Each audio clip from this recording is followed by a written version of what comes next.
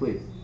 I was really, really drawn to your notion of working with nature preserves, you know, as a way to I don't know how the economics of it would work, but when I was a kid, I remember I was about 6 and talking about what I wanted to have happen afterwards, and I said, I'd like to get left in the woods with a sign that said, this is okay, don't worry about it. But you know, it's like the idea of getting taken somewhere special. I mean, it's really cool. And that if people wanted to celebrate my life, they'd walk around in this incredible place that, you know, they might not get to otherwise. I mean, you know, my father-in-law died before I met my wife, and they put his ashes in Pfeiffer Beach, which was his favorite beach. It was an amazing place, so we went and checked it out. And I thought, that's a way better way to do it than, you know, manicured pesticide lawns. Thank you. It makes me think of one of the movements in the traditional funeral home movement is to replace the hearse with a nondescript minivan, so that when it comes into your neighborhood, all the neighbors don't know somebody died. Why? Why don't you want the neighbors to know somebody died? You know, we were taking care of a friend in a neighborhood, and I thought, wow, all these people in this particular neighborhood have no idea that somebody's dying right here in this house right now. And then I thought, I wonder how many other people are dying in this neighborhood. I mean, I want to have like whistles and bells when I come into the, you know, to pick up, you know, with my hearse. I mean, I'm not going to do that if, you know, I'm sensitive and respectful of what the family wants. But hey, come on, this is a community event. You should know that your neighbor just died. And hopefully you knew who your neighbor was. But that's the movement to make it even more invisible. And this notion of cremation using alkaline hydrolysis, some kind of chemical thing, puts it again more in the hands of experts. You can't do it yourself. You need the call in the experts. You know, hey, come on, we ought to be able to do the whole thing ourselves. Yes, we might need somebody to run the crematory, but certainly we can dig the grave and bury. You know, we can do it. So Bodhi, to follow up on her question about the pollution caused by cremation, I haven't thought about that. Oh my God, you can look up real easy. So, The millions of tons of stuff that's going from our crematories into the atmosphere, the metals, everything, it's just, it's amazing and frightening. I thought it was the answer when I was growing up, and it's not the answer. The only metal that I know about are mercury fillings. Everything else is taken out. In fact, I went and worked at a crematory because I wanted to see if I could do that work. And I saw the garbage can full of titanium bolts and plates and pacemakers, and that was a pretty bizarre sight in itself. It looked like one of those used auto parts places, because it was all these parts that had come out of people.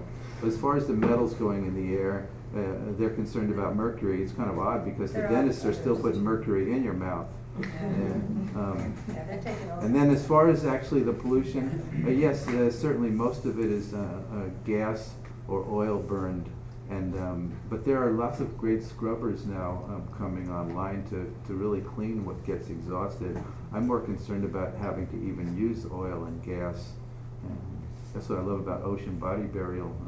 It's been pretty clean. It's much more complicated than we thought when we were kids. But we want to come up with some kind of solar powered. A lot of we figured out how many. It's 1,600 degrees for about 2 hours. So we were working out the math of how many solar panels that is, and et cetera, et cetera, et cetera. But and then wouldn't it depend on what the body is burned inside out, and how that, you know, like you said, pressed for casket, for instance, that would be very different than a shroud. yeah, but that's, as far as cremation, that's a very minor piece. And now most bodies are being cremated in a cardboard box, unless somebody wants their loved one in a wooden box, and those burn up pretty quick in a 1,600 degree fire. Please. With the population of the Japanese on Maui, do you find the tradition of casketing still being practiced? No, it's cremation. So there's nothing preparing the body for being placed in the casket? Of course, they're either renting a casket or they're buying a casket if they're going to have a service where the body is being viewed. in Japan, there's a tradition where the body after it's died is prepared for placement in the casket, and then the casket and the body is taken into the crematorium. I haven't seen that. I mean, maybe you've seen the movie Departures. Yeah, it's a great Yeah. movie. Is that what you're kind of referring Well, to? that tradition. Yeah, how beautiful is that? Yeah. Incredible. Please. So will you explain what an ocean burial is? Yeah. Ocean body burial. We have to go out 3 miles. The ocean has to be 600 feet deep. The body has to sink. That's an ocean body burial. And how do you accomplish the sinking? Something really heavy attached to the. Attach a stone. Some people attached a weight used for lifting elevators. You know, something substantial. You know, bags of sand. You know, is what I like. That's cool. It's kind of like the old thing where they had a special altar that they put you on at the top of the mountain and the vultures came. Yeah, it's amazing how many people tell me that's how they want to die. Not In that they Hawaii, don't we don't die have. that way, In but Hawaii, we don't. afterwards. Yeah, afterwards. Thank you.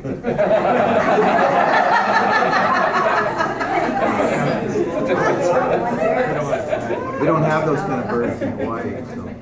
So instead, what I hear is people want to have that Valhalla, a Nordic burial of going out on a boat and having the boat lit up. And we haven't tried that yet. We haven't tried that yet. We wanted to do an open body, an open cremation, open fire cremation. And because a friend of ours who was dying really wanted to be burned out in a field, and I went to the health department and said, this is what we want to do. And as far as I can tell, there's no law saying we can't do it. And of course they were like, oh, here's this guy again. And they gave me a list of things I needed to check off. The zoning, needed the police, the fire, the water, the landowner, the neighbors. And I spent 4 months getting all those checked off and said, okay, here. And I'd already bought all the firewood, and I bought a lot of firewood because I didn't want to run out of firewood. And then they said, no, you can't do it. Oh, why can't we do it? Because it's at the discretion of the director of the health department, and he doesn't want to allow you to do it. And even though roasting pigs in Hawaii is a common thing, these people that are making these decisions are working in big buildings with fluorescent lights and can't imagine why some people on Maui want to have an open body cremation. So Ramdas really wants to. He lives down the street from me and really wants to have an open body cremation, and I'm hoping we can work it out before he dies. But again, it's the same thing. This woman's speaking to in terms of the pollution, but burning wood, and I'm sure everybody in Portland here is aware of burning wood. But I'd still Sometimes do it's better to ask for forgiveness than permission. it. Yeah, I hear you. I hear you. That's good. Yeah, that's good. I'm gonna write that down. Just wanted to comment that I think you touched on this, but an area that's an area that needs focus is the heroic attitude in the medical industry and the very lucrative attitude in the medical industry to prolong life, even in my own experience, in the face of a medical directive with a state pulse statement on file, and the family in the room united in their opinion that the time is over, the time is done, and the exact presenting symptoms of the person who was there were listed by name in the medical directive saying do not resuscitate, and yet this doctor chose to treat nonetheless, and triggered several weeks of agony that was nonetheless very lucrative to the businesses involved. If there was a pulse directive on file, then that doctor broke the law. They Right. did. Well, no, they did, and I talked to the top medical malpractice lawyer in the state around this, and they said, you absolutely have a case. The problem is that person was dying, so there's no value in the case. So unless you have $50,000 to $100,000 to invest in the cost of prosecution, there's nothing that can be done. Takes a village to sue. that's, that happened locally here in Portland within the last year. Yeah, so but what the problem was, in my view, was a doctor who saw her own desire to heroically, or to her own fear of death control the situation, or her own desire to save a life at all costs control the situation.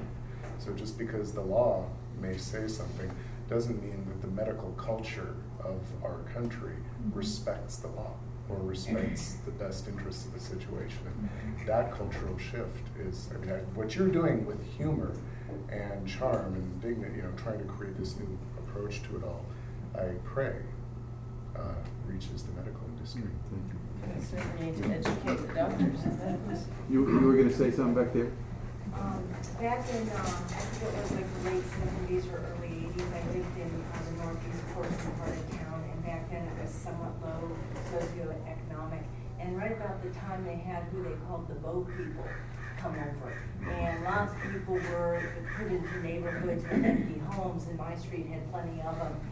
And soon after this happened, I remember a couple nights, I'd look out the window and the people were all dressed up in these beautiful colors, and they had on these long sticks this sheet.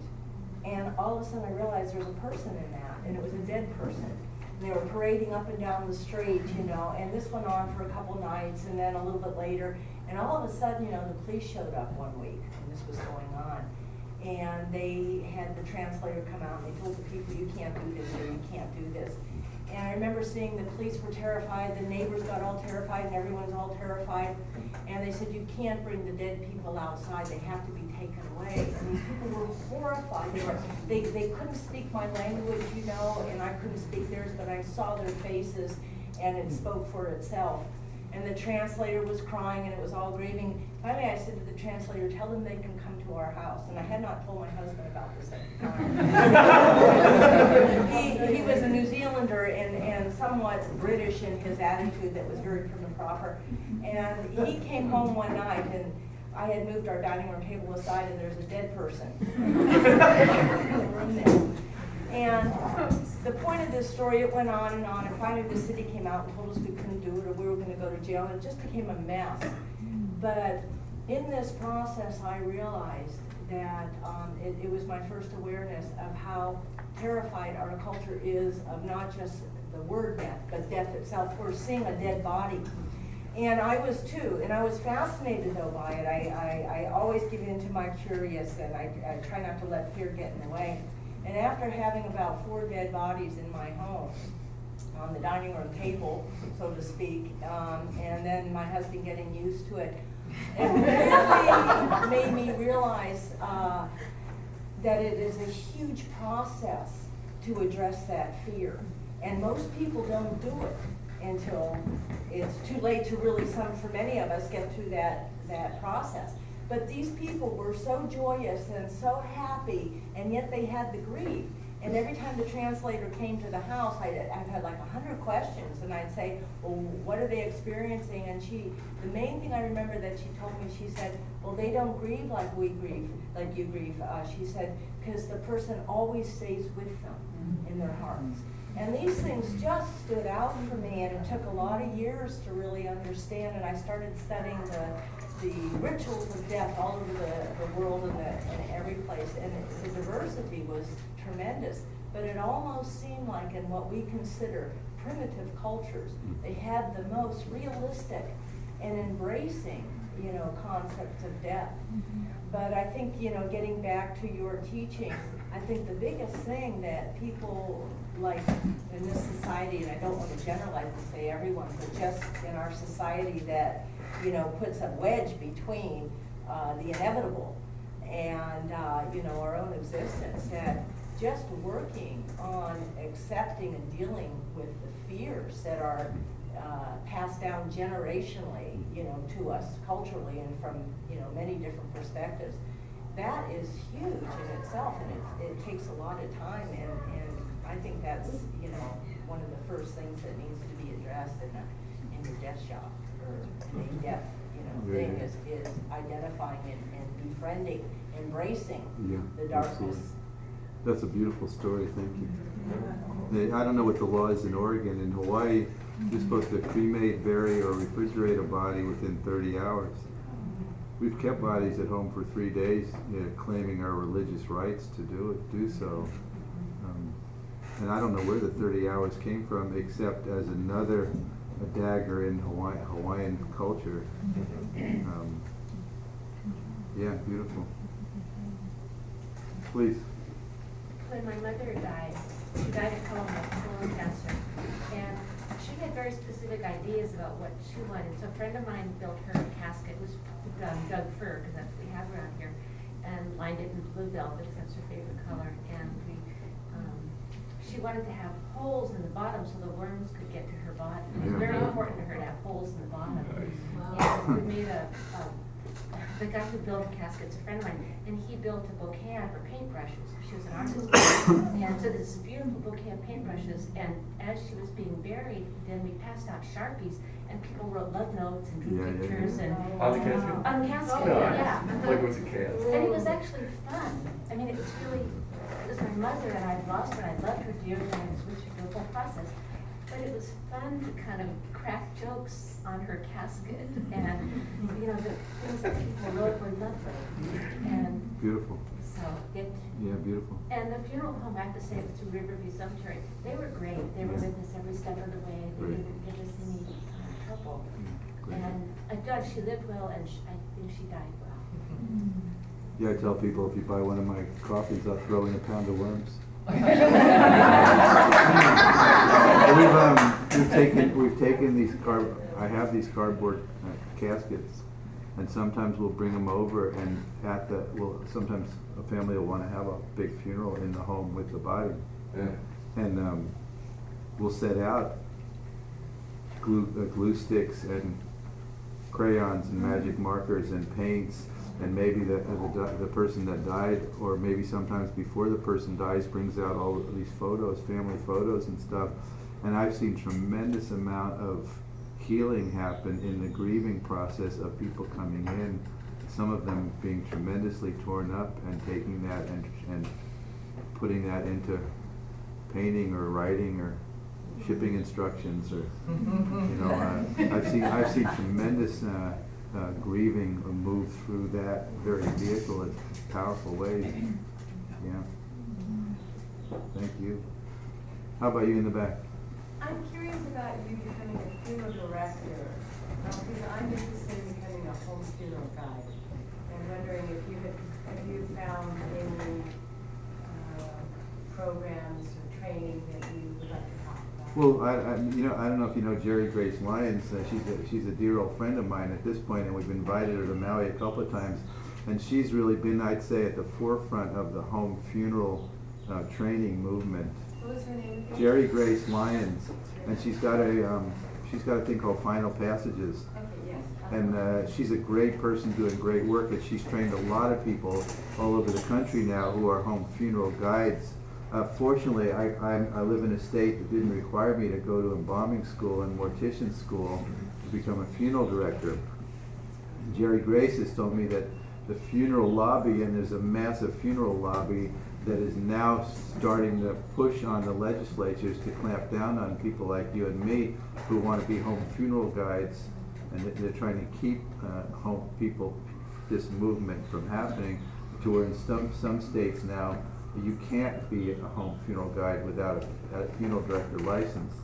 But of course I tell people, look, there's got to be cool funeral directors all over the place that will work with you, that'll just show up and be the funeral director on site.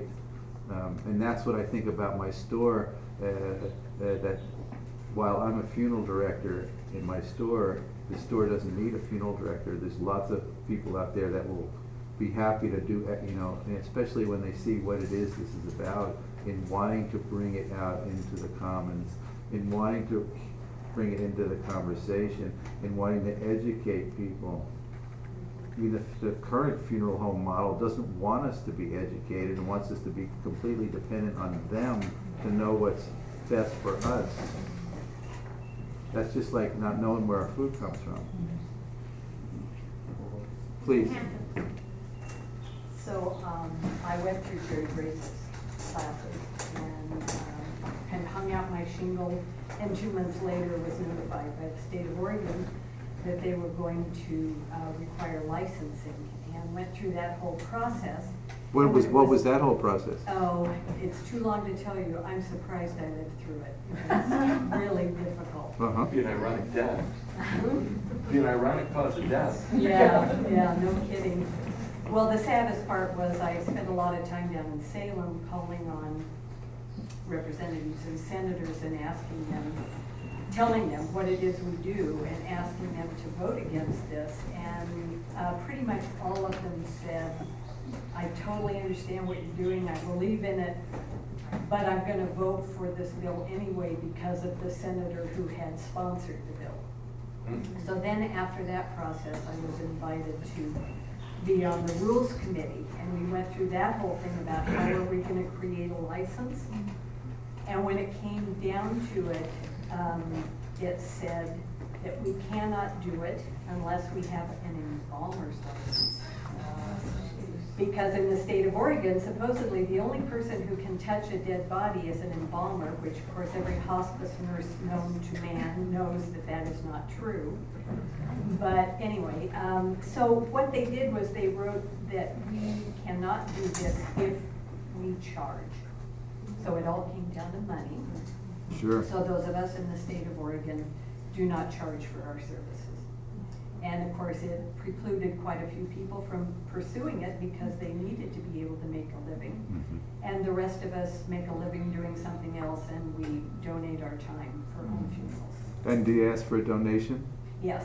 Mm-hmm. And do you sometimes give a sliding scale of what the usual donation is? I always give them an idea of what it is, but I always explain that it is totally discretionary. And actually, I've had both, so I've done free ones, and I've also had people who were very generous, and it's just kind of potluck. Thank you. Yeah, I've noticed in exploring that very field that sometimes it's helpful to say the donation is totally voluntary. Mm-hmm. And this is the range of what people normally donate, between $200 and $2,000, for example. Because that helps people, okay, I can work with that. But yeah, of course it comes down to money. I knew that's where you were going with that story. They want it all. They want it all. Yeah, they want it all. Yeah, and they made it very, very apparent that that is what they wanted. Thank you. And I wanted to come back to the woman that told the story in the back. It made me think about how so many funerals and memorials now are being called celebration of life. Well, I think we're almost trying to pull the plug on what it is. Let's, have a celebration of life before the person dies. Have a celebration of death after the person dies. I mean, let's celebrate that as part of the miracle. Wow, what a beautiful way that person did their dying. That's a big piece, I think, that's missing. Celebration of death. The colors and the gifting, they would bring platters of fruits and vegetables and flowers mostly, and put it all around the person, and they put fresh, beautiful colors and all sorts of things. And I remember one thing I said to the interpreter, I said, it looks like this person, is coming alive. And she said, oh no, in this culture, this is death. This is the celebration of death. They have completed, they said that death is the highest maturity that you could get in this world. We talk about, you said primitive peoples, this whole Day of the Dead thing of people putting food on graves, and we think, well, what's that about? What are these, that's just some primitive, superstitious kind of thing, because we don't think the dead need us. We think they're gone. Just like we think the past is gone. That's not true. But certainly we think the dead are gone. That's why we lose them, then they're gone. So we don't think of that there's such a thing as the dead. I'm not saying there is, I'm just saying we don't tend to think there is such a thing as the dead, or that the dead need us, anything from us. Well, there's a lot of cultures that don't feel that way, and when people put food on graves, there's something to that for those people. It's not just some little superstition thing they're still acting out. That speaks to that they know that the dead still need them, because they didn't lose their dead. That's a big thing to consider, and that's really what I'm asking is that you at least start to consider things you don't even think about that are like the elephants in the room in terms of how you navigate thinking about death, how you navigate thinking about your friends dying, if it's or even how you navigate what you think happens after you die. Again, what you think, expanding your notion of what a good death, the definition of a good death is. You know, all of these things that I've been speaking to in terms of equating suffering with finding out you're dying, even though we know we're going to die. Go ahead, please. Maybe it's taking a little different direction, but it seems like it's fairly straightforward. Conceptualize death of everybody else. I mean, just what death means to everybody else, but to conceptualize your own death. In your experiences, have you thought about that difference? And do you have any thoughts, that you want to share about that difference? In other words, conceptualizing about death for everybody, and then just conceptualizing death for yourself. You know, honestly, I'm really making a strong effort to have as little to do with concepts, period. Because we're filled with them, and they're in the way of actually being willing to approach it, as we don't know anything about it, we don't know what it is, we don't know what's going to happen. I hear so many stories about what happens, and a lot of them sound like comforting concepts, and I'm trying to stay out of the arena of what happens. It's just like, what does patient-centered care mean? That's what's happening out there. The doctor, all the doctors sit around, social worker, et cetera, et cetera, et cetera. They all sit around, and the patient sits in the middle, and the patient directs that's patient-centered care, right? That's the current model for the most part. Now, don't you think that's a pretty bizarre concept? All those people sitting around the circle, all those doctors and social workers, they're all experts in their fields. The person who's supposed to direct the whole thing, who's dying, doesn't have a clue as to what's happening or what's going to happen, and they're directing the show. How does that make sense? So then what needs to be in the middle? Dying and death itself. So that we can start to feel our way into approaching what that is, and that's directing what's happening. Not the patient that doesn't have a clue and maybe didn't see anybody else dying in their whole life, and has all of these concepts and fears and anxieties and beliefs and the cultural stories of it's all going to be okay, we'll keep trying something else, and you don't have to die anything but death. You can keep a normal life while you're dying, et cetera, et cetera, et cetera. Your dying could be over here, and you can have your life. And of course, what happens now, people want the extra time, so they want the chemo and the radiation. And again, I'm not making a judgment on it. I might choose that very same thing, but people want more time. I mean, that's the hook, right? You want to live long enough to see your kids grown. But then your kids start having kids, and you go, wow, I'd really like to live long enough to see my grandkids grown. And it was so poignant when my wife's father was 87, I think, came to visit us, and he was sitting in a rocking chair and holding our 3-week-old grandson. Precious sight. And he says, well, I'm not going to see him grow up. I mean, I get like chicken skin just saying that he said that. And it was just so poignant and bittersweet. Because of course I want to see my grandkids grow up. Right. I want to see them have kids. I mean, that's the hook. It's pretty good out here. I mean, certainly there are a lot of people that don't want to be here and are in so much pain and suffering that they'd like to get out. And I've met dying people that were like, I just want to be dead, and I'm not dying. I'm not dead yet. I'm still dying. And so, you know, how do we approach that mystery without thinking we know all about it, because we're just filled with all these concepts and beliefs